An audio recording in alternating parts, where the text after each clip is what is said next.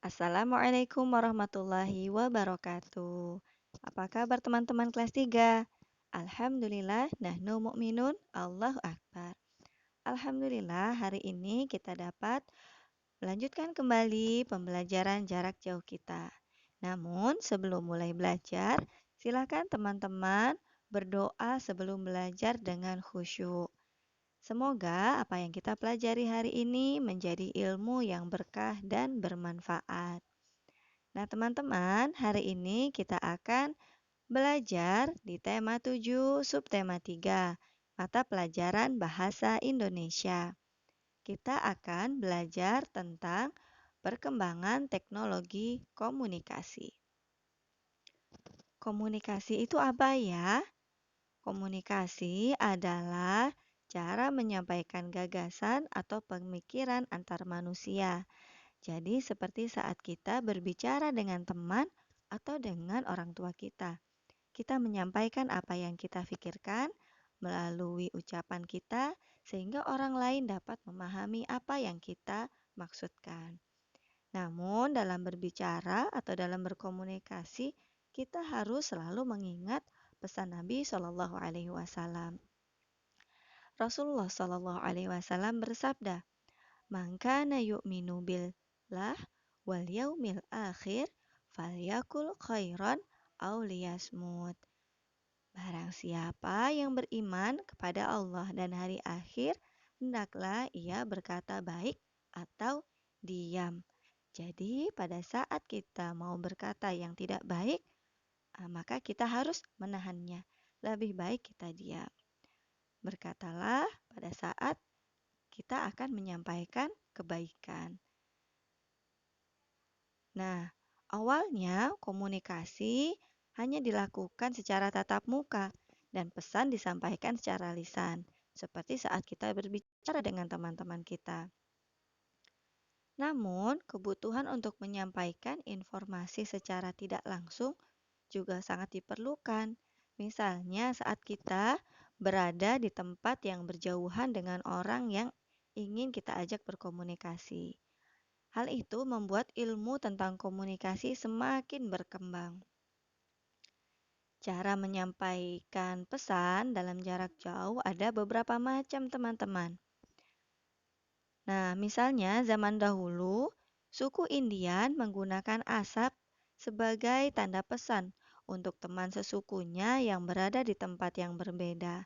Asap itu sebagai sinyal atau tanda komunikasinya.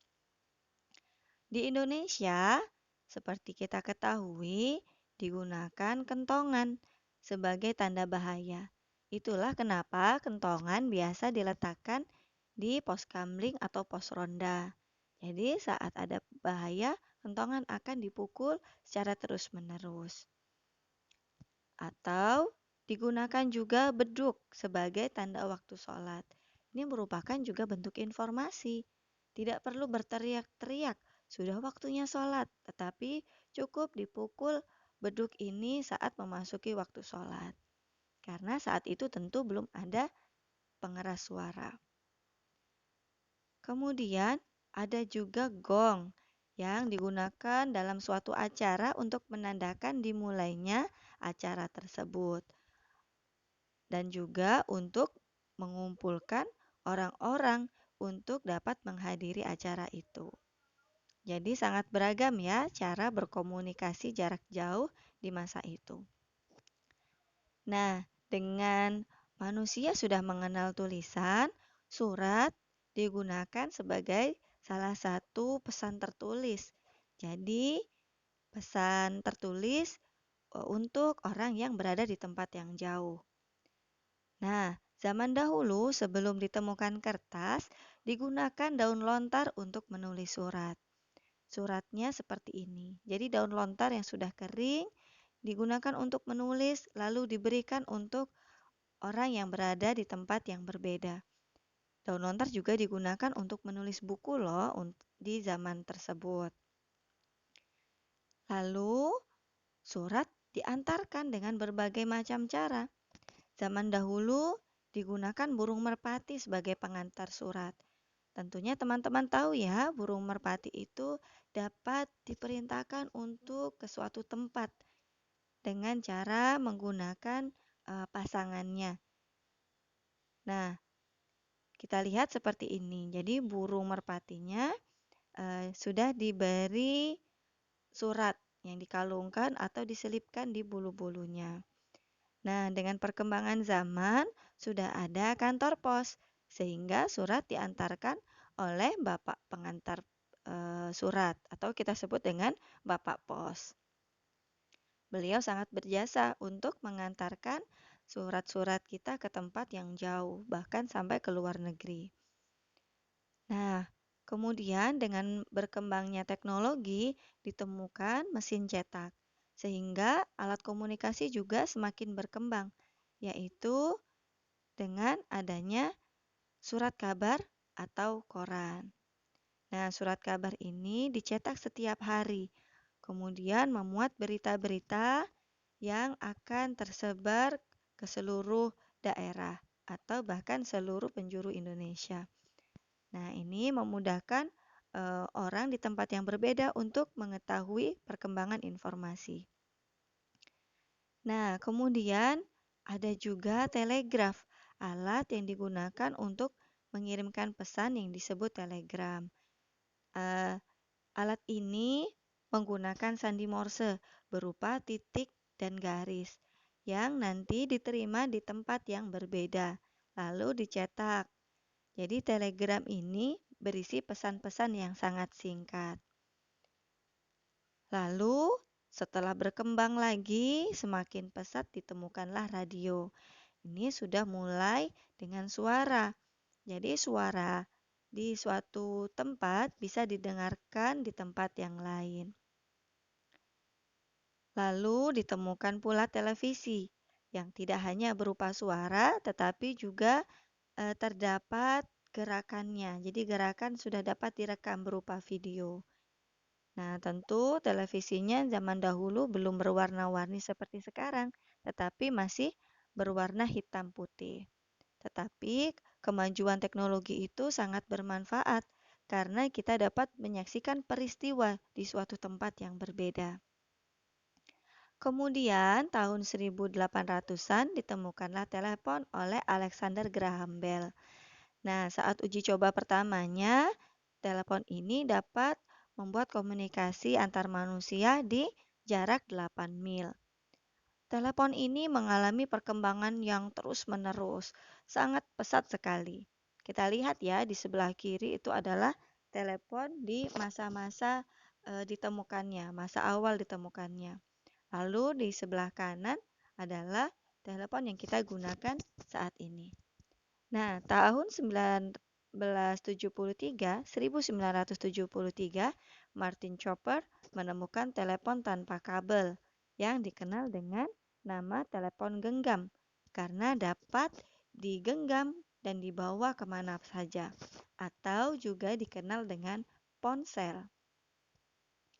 Dengan ponsel, kita dapat berkomunikasi secara lisan, yaitu dengan menelpon. Dapat juga kita berkomunikasi melalui tulisan, yaitu dengan pesan singkat, atau kita kenal dengan SMS dan sejenisnya. Lalu, telepon genggam juga mengalami perkembangan, baik dari bentuk maupun kegunaannya. Nah, awalnya telepon genggam ini memiliki ukuran yang besar dan juga berat sekali. Lalu dengan perkembangan zaman, kita sekarang menggunakan telepon yang lebih canggih, lebih ringan. Di sini memiliki banyak sekali kegunaan. Bahkan dapat digunakan juga untuk berfoto dan menggunakan panggilan video dengan bantuan internet. Nah, internet ternyata ditemukan di tahun 1969. Nah, dengan internet semakin mudah manusia terhubung dengan manusia lain di seluruh dunia. Kini, saat ada internet, kita dapat berkirim surat dengan sangat mudah, yaitu dengan surat elektronik atau surel. Kita dapat mengirim surat dalam waktu yang sangat singkat. Dalam beberapa detik sudah terkirim surat kita ke berbagai belahan negara. Kalau dulu surat terkirimkan dalam waktu 3 hari sampai berminggu-minggu. Tentu ini sangat memudahkan kita. Kemudian selain dapat digunakan untuk mengirimkan surel, internet juga dapat kita gunakan untuk bertukar informasi, bahkan dengan panggilan video dengan manusia di tempat yang berbeda. Nah, ini seperti yang kita gunakan saat ini. Kita menggunakan internet untuk dapat melakukan pembelajaran jarak jauh, baik melalui video maupun dengan video conference atau saat kita bertatap muka di Zoom meeting maupun panggilan video yang lainnya. Masya Allah, tentu sangat memudahkan kita ya, yang saat ini tidak dapat bertatap muka secara langsung.